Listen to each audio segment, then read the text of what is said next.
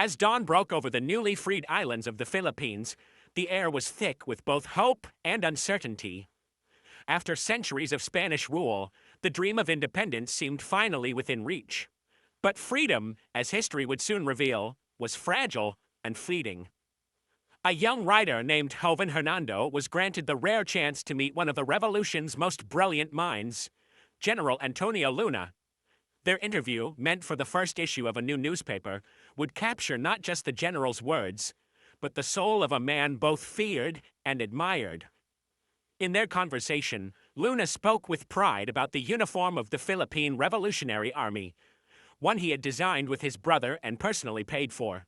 To Luna, every thread represented dignity, unity, and discipline, virtues he demanded from every Filipino soldier. He recounted meetings at the Baraswain Church in Bulacan where President Emilio Aguinaldo, Prime Minister Apolinario Mabini, and the entire cabinet gathered to decide the nation's fate. The question was simple, yet perilous. Were the Americans allies or invaders?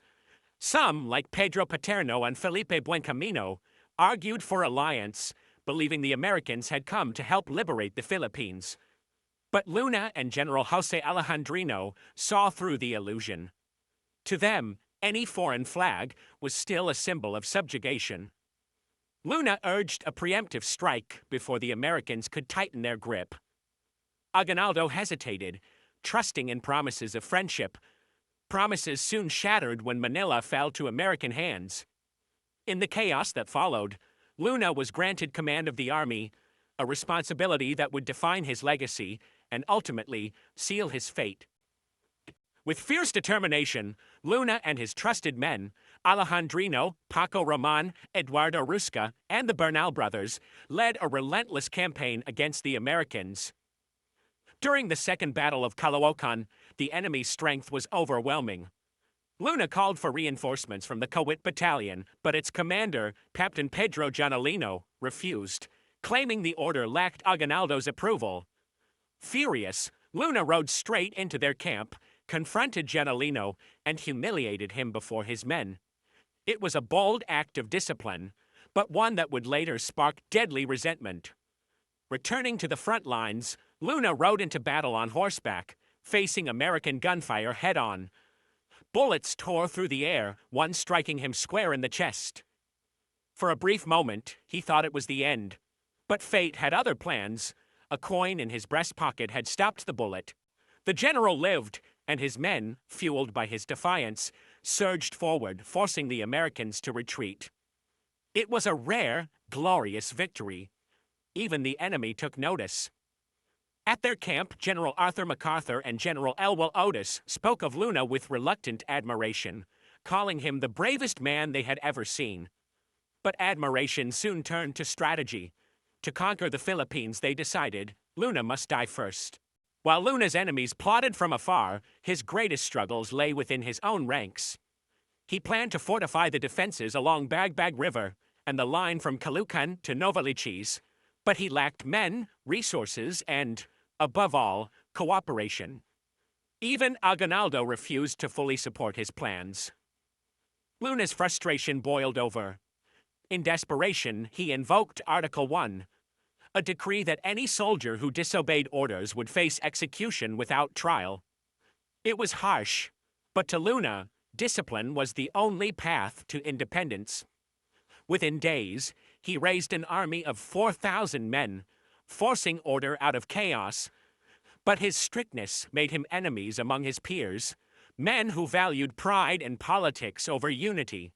When Luna sought transport for his troops, he found the trains filled with officers' families instead of soldiers. He erupted in anger, throwing the families off and ordering the men to march.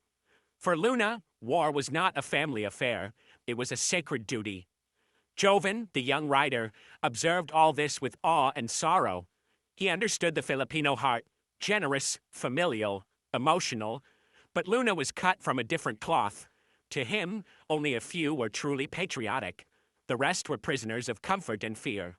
Between battles, Luna found brief respite in secret. He met with Isabel, a woman of the Cruz Roja, the Red Cross. Their love was tender but doomed, a fleeting warmth amid the cold fires of war. They parted with the understanding that their paths, though intertwined, belonged to different destinies.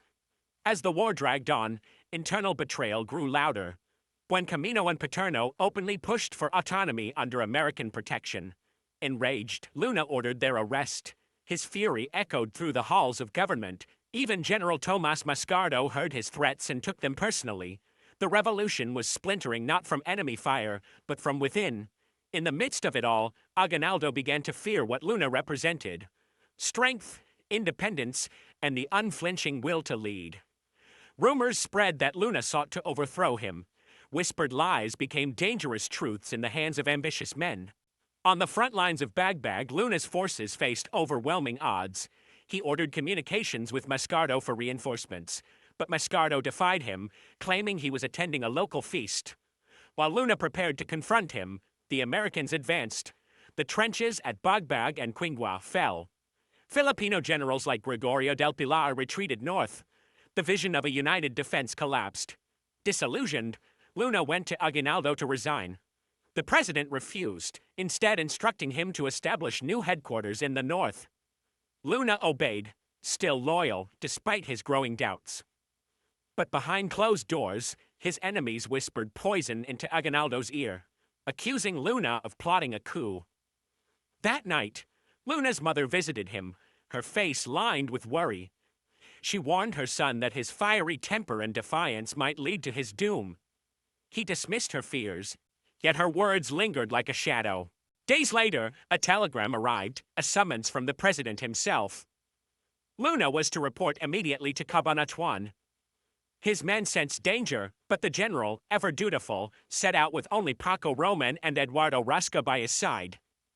When they arrived, the silence was haunting. The headquarters was nearly empty. Aguinaldo had already departed, leaving behind only Buencamino, the man Luna once branded a traitor. Suspicion burned in Luna's eyes. Their confrontation was tense, heavy with the weight of betrayal. Then, a gunshot. Luna rushed outside, only to be met by the cold stares of Kawit soldiers, men loyal not to him, but to old resentments. At their head was Pedro Janalino, the officer Luna had once disgraced. In an instant, the air exploded with violence. Luna was attacked, stabbed, and beaten mercilessly. Paco Roman fought to save him but was killed beside his general. Rusca, wounded and bloodied, surrendered. The fearless general who had defied an empire now lay dying at the hands of his own countrymen. His blood soaked the soil he had sworn to defend. Days later, Aguinaldo ordered Luna and Roman to be buried with full military honors. The irony was cruel. The same man who killed them now carried their coffins. Among the mourners stood Mabini, who noticed one soldier still gripping a bloodied BOLO. Justice never came. The Kalit battalion was absolved. Foreign papers condemned Aguinaldo, blaming him for the death of his brightest general. Years later, in his old age, Aguinaldo denied any involvement, calling Luna his most capable officer, an honor too late and too hollow. Buencamino, too, denied guilt, saying that while he did not condone the murder, Luna had brought it upon himself. Only Rusca spoke with honesty, mourning the man who had been both mentor and martyr. He confessed what Luna had always known: the true enemy was not the Americans, it was the Filipinos' own division. Even the Americans, MacArthur and Otis, laughed at the irony that the Filipinos had slain the only real general capable of defeating them. In the story's final moments, another young general rose from the ashes, Gregorio del Pilar. Charged with protecting Aguinaldo's retreat north, he gathered the remnants of Luna's men.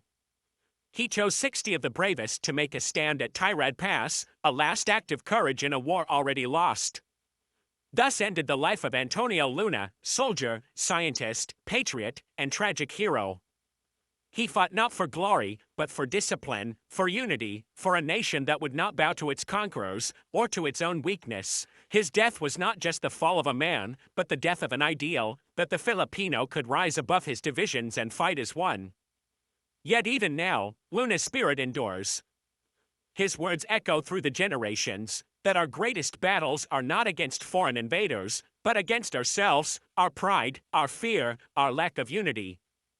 And as long as those battles remain unresolved, the story of Heneral Luna will never truly end.